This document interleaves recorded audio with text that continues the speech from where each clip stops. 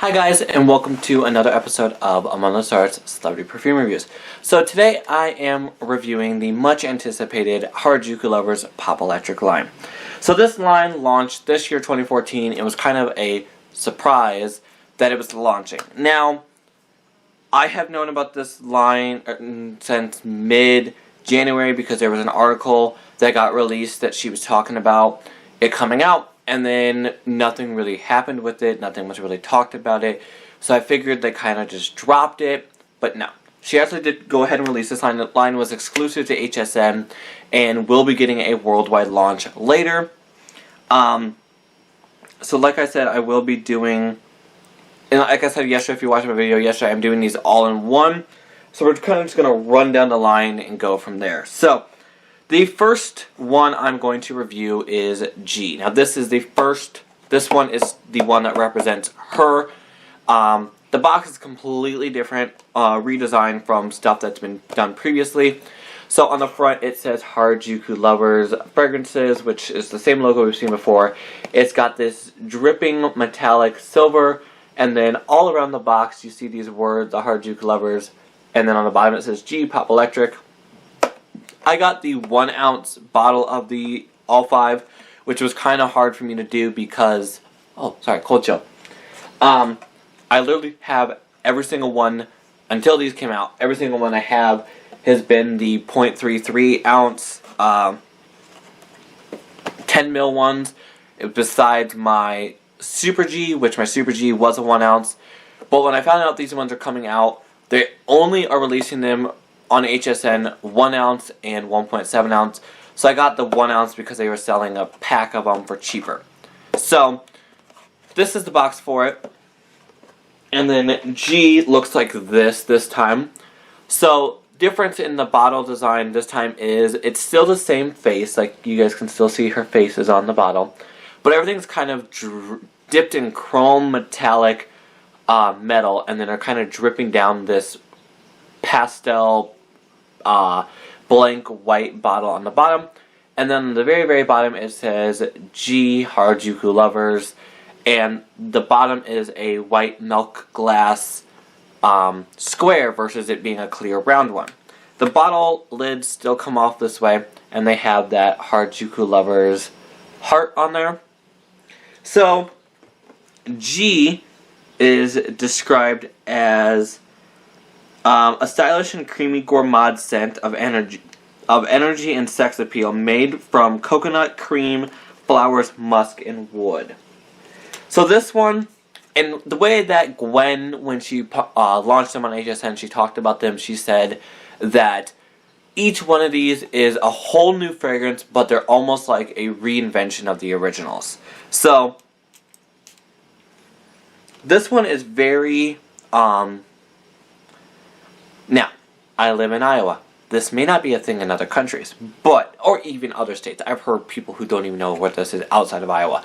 But there's this candy called a Chico Stick, which is basically like toasted caramel, or toasted coconut and like toffee, mounted into like a bar.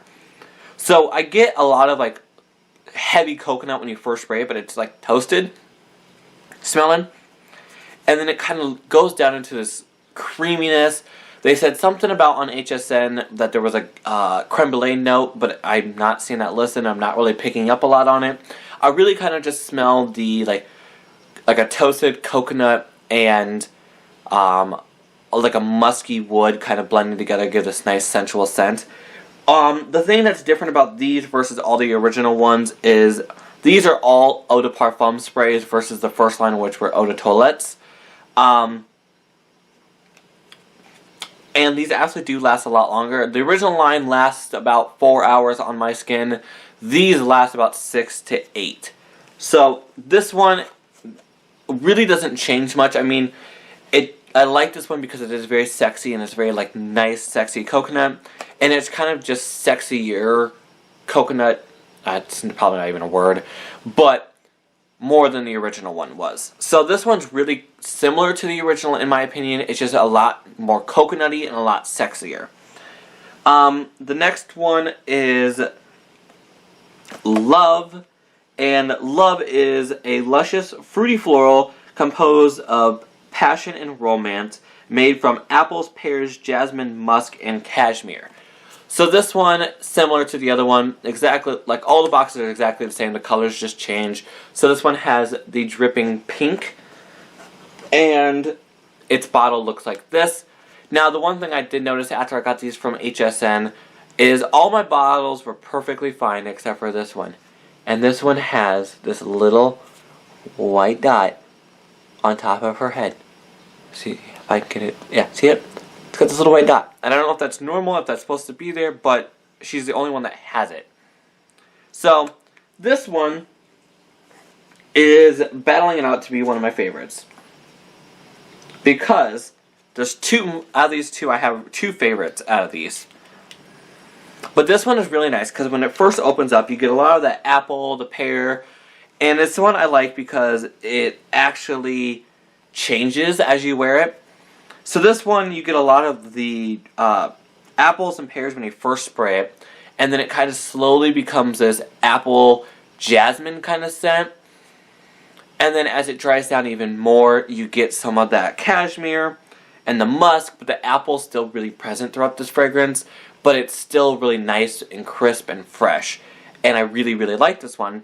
This one lasts actually about 7 hours on me and is the longest lasting out of the 5 on my skin. The next one is my other one that's battling out for the favorite, and it is Little Angel.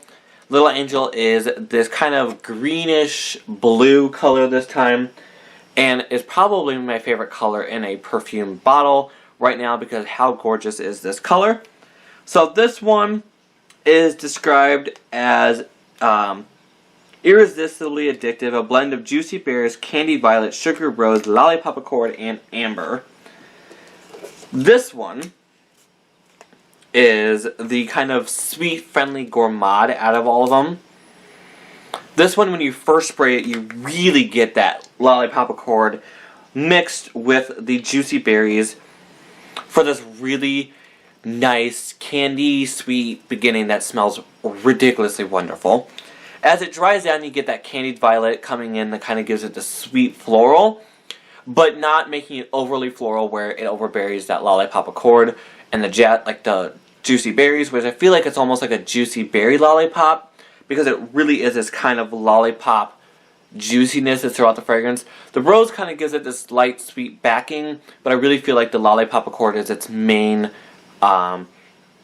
playing like game in this, but it really kind of smells like a legitimate candy in a perfume.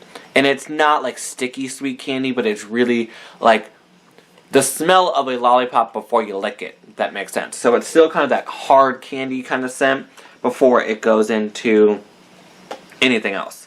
The next one is Music, and this one is purple, and it opens with notes of apples and berries, and includes waterflower, floral notes, and amber wood and luscious musk. So the bottle looks like this time, and it's this really pretty purple color. This one, although it sounds similar to the Little Angel, this one is really floral and probably is the most floral out of all of them. You really get that water floral and the floral mix really prominent. I feel like it's almost like a jasmine and a gardenia that are really kind of prominent there out of the floral notes. But it's really kind of like an aquatic floral kind of scent. And I feel like this one doesn't, it doesn't change very much.